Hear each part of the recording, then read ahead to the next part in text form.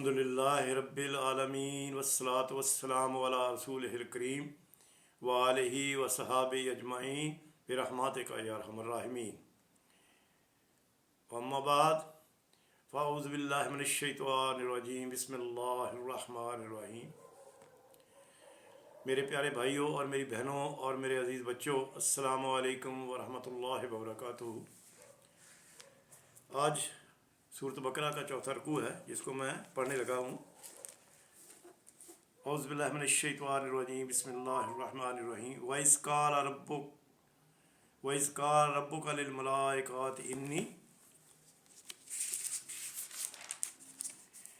إِنِّي جَاعِلٌ فِي الْأَرْضِ خَلِيفَةً قَالُوا أَتَجْعَلُ فِيهَا مَن يُفْسِدُ فِيهَا وَيَسْفِكُ الدِّمَاءَ وَنَحْنُ نُسَبِّحُ بِحَمْدِكَ وَنُقَدِّسُ لَكَ قَالَ إِنِّي أَعْلَمُ مَا لَا تَعْلَمُونَ۔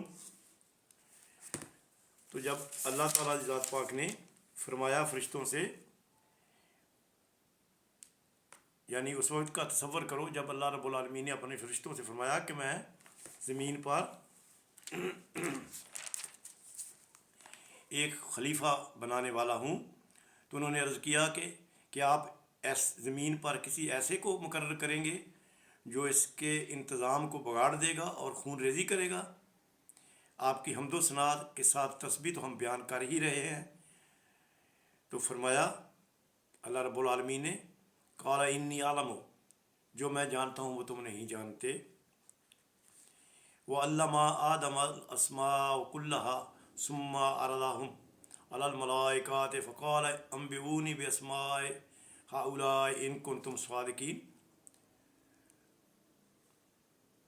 اس کے بعد اللہ رب العالمین نے آدم کو ساری چیزوں کے نام سکھا دیے، پھر انہیں فرشتوں کے سامنے پیش کیا اور فرمایا اگر تمہارا خیال صحیح ہے، فرشتوں سے کہا گیا کہ اگر تمہارا خیال صحیح ہے کہ میں کسی خلیفہ کے تقرر سے انتظام بگڑ جائے گا تو ذرا ان چیزوں کے نام تو بتاؤ۔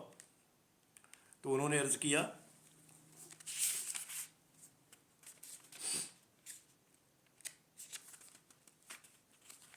قالوا سبحانک لا علم لنا الا ما علمتنا انک انت العلیم الحکیم۔ تو انہوں نے عرض کیا نقص سے پاک تو آپ ہی کی ذات پاک ہے، ہم تو بس اتنا ہی علم رکھتے ہیں جتنا آپ نے ہمیں سکھایا ہے یا ہمیں دیا ہے۔ حقیقت میں سب کچھ جاننے والا اور سمجھنے والا تو آپ کے سوا کوئی بھی نہیں۔ قال یا آدم انبئوہم باسمائہم فلما انبأهم باسمائہم قال الم اقل لکم انی اعلم غیب السماوات والارض واعلم ما تبدون وما کنتم تکتمون۔ تو پھر اللہ نے آدم سے کہا کہ تم انہیں ان چیزوں کے نام بتاؤ۔ جب اس نے ان کو ان سب کے نام بتا دیے تو اللہ رب العالمین نے فرمایا کہ میں نے تم سے کہا نہ تھا کہ میں آسمان اور زمین کی ساری حقیقتیں جانتا ہوں، اور جو تم سے مخفی ہیں اور جو کچھ تم ظاہر کرتے ہو وہ بھی مجھے معلوم ہے، اور جو کچھ تم چھپاتے ہو وہ بھی مجھے معلوم ہے۔ وَإِذْ قُلْنَا لِلْمَلَائِكَةِ اسْجُدُوا لِآدَمَ فَسَجَدُوا إِلَّا إِبْلِيسَ أَبَى وَاسْتَكْبَرَ وَكَانَ مِنَ الْكَافِرِينَ۔ پھر جب ہم نے فرشتوں کو حکم دیا کہ آدم کے آگے جھک جاؤ، اس کو سجدہ کرو، تو سب جھک گئے اور انہوں نے سجدہ کیا، مگر ابلیس نے انکار کیا اور وہ اپنی بڑائی کے گھمنڈ میں پڑ گیا اور نافرمانوں میں شامل ہو گیا۔ وَقُلْنَا يَا آدَمُ اسْكُنْ أَنْتَ وَزَوْجُكَ الْجَنَّةَ وَكُلَا مِنْهَا رَغَدًا حَيْثُ شِئْتُمَا وَلَا تَقْرَبَا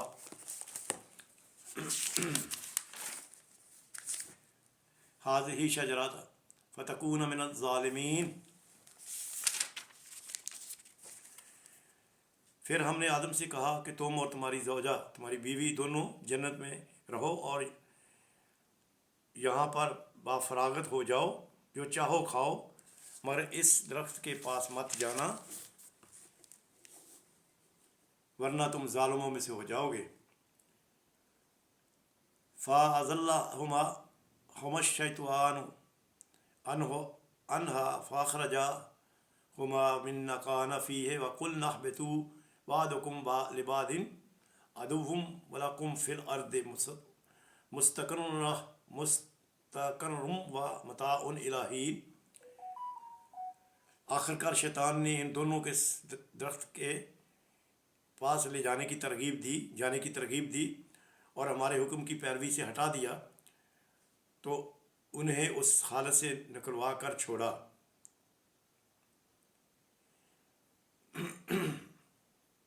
جس کا ہم نے آدم علیہ السلام کو حکم دیا تھا۔ تو ہم نے حکم دیا کہ اب تم سب جہاں سے اتر جاؤ اور تم ایک دوسرے کے دشمن ہو اور تمہیں ایک خاص وقت تک زمین میں ٹھہرنا ہوگا۔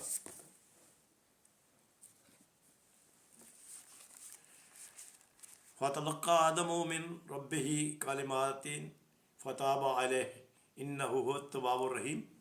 پھر ہم نے آدم علیہ السلام کو اپنے رب سے چند کلمات، اللہ تعالیٰ نے آدم علیہ السلام کو چند کلمات سکھا دیے جن کی وجہ سے آدم علیہ السلام نے توبہ کی، اور جس کو اللہ رب العالمین نے قبول کر لیا، اور وہ بڑا معاف کرنے والا ہے۔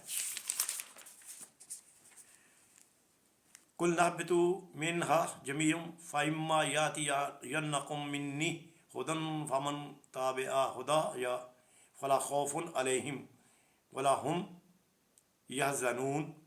تو ہم نے کہا کہ تم سب یہاں سے اتر جاؤ، پھر جو میری طرف سے تم کو کوئی ہدایت پہنچے گی، یعنی اللہ تعالیٰ نے فرمایا کہ میں کوئی نبی یا کوئی ہدایت دے کر بھیجوں گا، تو ہدایت پہنچے گی، تو جو لوگ میری اس ہدایت کی پیروی کریں گے ان کے لیے کسی خوف اور ڈر کا موقع نہ ہوگا۔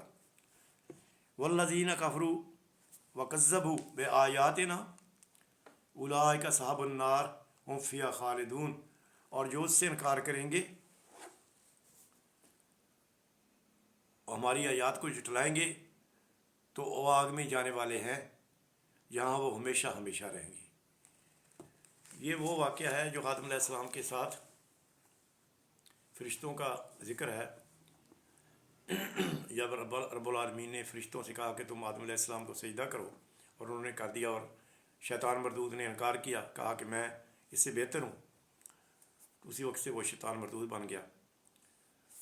تو اللہ کے مقابلے میں، اللہ کے حکم کے مقابلے میں اس نے اپنی عقل کو استعمال کیا، یعنی اس نے اپنی دلیل پیش کی کہ میں آدم علیہ السلام سے بہتر ہوں۔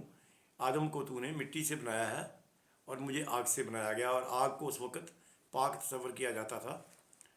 تو پہلے جب قربانی دی جاتی تھی تو قربانی کے لیے لوگ جنگل میں چیزیں رکھ آتے تھے، اور اوپر سے آسمانوں سے آگ اترتی تھی اور اس کو جلا کر راکھ کر دیتی، تو اس طرح وہ قربانی قبول کر لی جاتی تھی۔ تو اس نے کہا کہ آگ تو پاک صاف ہے، مٹی نہیں ہے، تو اس کو اللہ تو نے مٹی سے بنایا اور مجھے آگ سے بنایا، یعنی کہنے کا مطلب ہے کہ اس نے اپنی دلیل پیش کی۔ اللہ کے حکم کے مقابلے میں یا نبی اکرم صلی اللہ علیہ وسلم کے حکم کے مقابلے میں ہماری کوئی دلیل نہیں ہے۔ جو اللہ کا حکم ہے اس کو بآئین اسی طرح ہم نے ماننا ہے۔ جو اللہ رب العالمین کے نبی نے ہمیں فرمایا وہ بھی اللہ ہی کا حکم ہے۔ اسی لیے تو اللہ تعالیٰ نے فرمایا اطیع اللہ اطیع رسول، کہ جو اللہ کا نبی حکم دیتا وہ اللہ ہی کا حکم ہے، تو لہذا ہم نے اس حکم کو بآئین اسی طرح ماننا ہے جس طرح اللہ نے فرمایا، ہمیں وہاں پہ دلیل نہیں دینی۔ اس نے ایک دلیل دی شیطان مردود نے، اور وہ شیطان ٹھہرا۔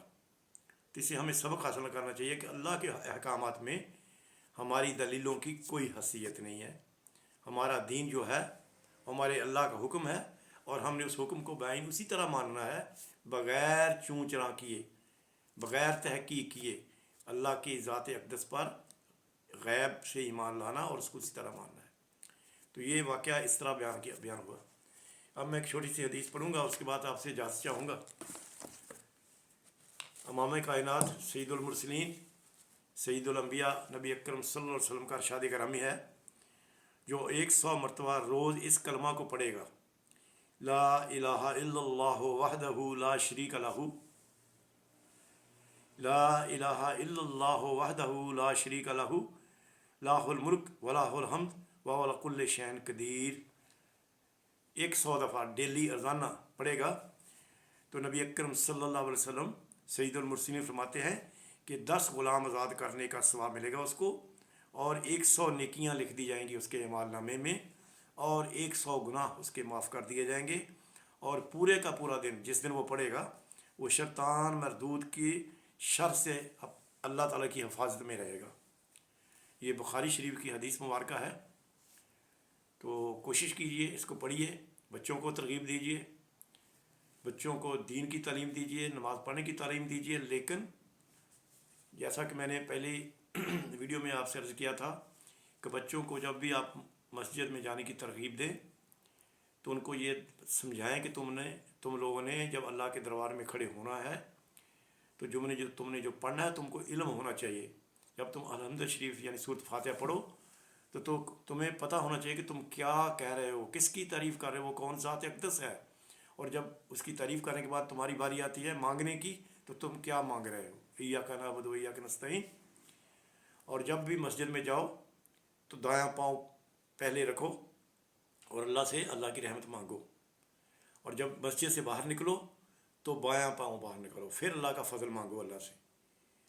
تو درود شریف پڑھ کر اللہ کے نبی پر درود پڑھتے ہوئے مسجد میں داخل ہو جاؤ، اور جب نکلو پھر بھی درود شریف پڑھتے ہوئے باہر نکلو۔ باہر نکلتے وقت بایاں پاؤں باہر نکالنا ہے، مسجد میں داخل ہوتے وقت دایاں پاؤں اندر ڈالنا ہے۔ تو بچوں کو مسجد میں جانے کی ترغیب دیجیے، نماز پڑھنے کی ترغیب دیجیے، لیکن سب سے پہلے بچوں کو جو قرآن پاک پڑھنا ہے اس کی معنی، اس کی معلومات ہونی چاہیے کہ بچے کیا پڑھ رہے ہیں۔ قرآن پاک کو حفظ کرنے سے بہت زیادہ بہتر ہے اس کو سمجھنا اور سمجھ کر حفظ کرنا۔ جو انسان اللہ تعالیٰ کے قرآن پاک کو معنی کے ساتھ سمجھتا ہے اور پھر حفظ کرتا ہے اس کا سب سے بڑا درجہ اعلیٰ درجہ ہے۔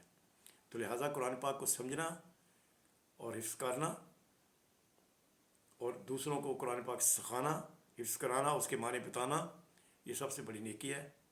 اللہ آپ سب کو اس کی توفیق عطا فرمائے، اور مجھے بھی اللہ تعالیٰ ہمارے سب گناہوں کو معاف فرمائے۔ والصلاۃ والسلام علیکہ یا مسلمین یا مومنین۔ تو اجازت چاہتا ہوں۔ سبحان ربک رب العزت عما یصفون، سلام المرسلین والحمد للہ رب العالمین۔